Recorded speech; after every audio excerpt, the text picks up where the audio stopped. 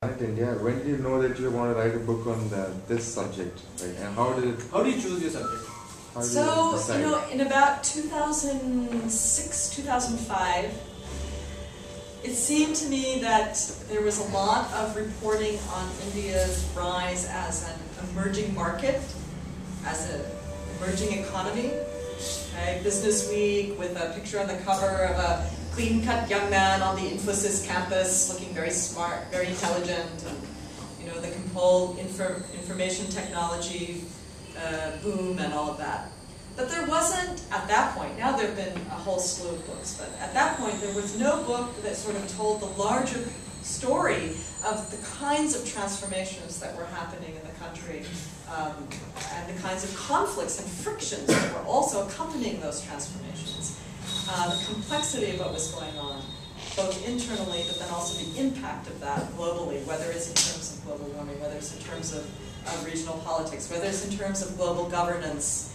Recently I've been talking about India's role in the G20. I just published an article last month in the January issue of the Caravan on Jairam Ramesh and what he did at the Cancun meeting on climate change, how India is emerging as a major player in institutions of global governance. So I wanted to write this more global book about what was happening in India and how that was having an impact on the entire world. So that's the title, Planet India, comes from that. Because I made the argument then, and I'm very happy to say that I still think it's a legitimate argument, that in some respects, India is a microcosm of what's happening in the whole world. I mean, whatever crisis I'll be talking about on Thursday when I talk about sustainability issues, the water crisis, the agricultural crisis, and all the rest of it, the wealth gap that's growing, disparities of all kinds. These aren't problems that are unique to India. These are global problems. But they are more urgent here and kind of large scale because of the size of the population and because of the rate of economic growth and because of the way that economic growth has been, a certain dimension of it has been privileged.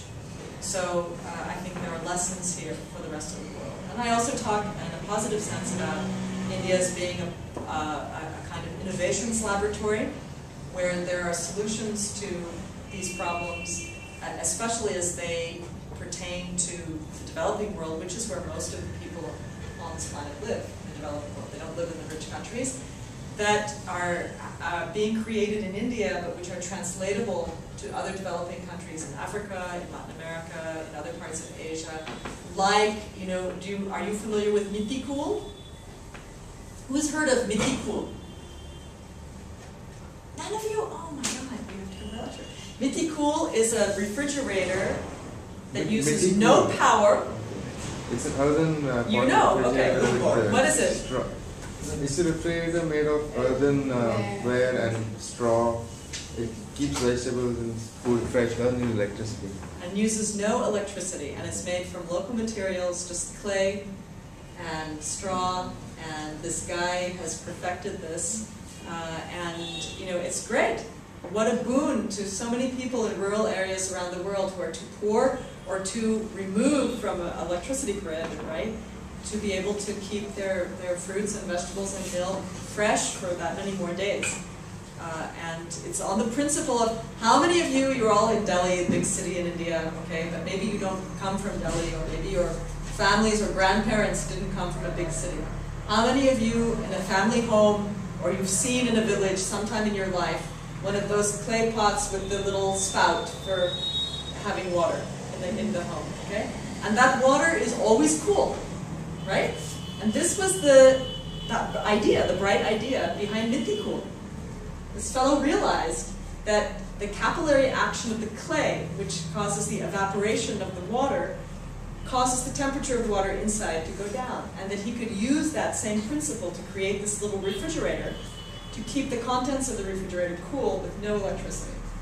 Now these kinds of things that are coming up in India are just really wonderful and have practical, immediate applications for not just for poor people around the world, but it's very clear that if India is going to survive and meet all these challenges, that in the wealthy parts of the world, we have to radically change our lifestyle.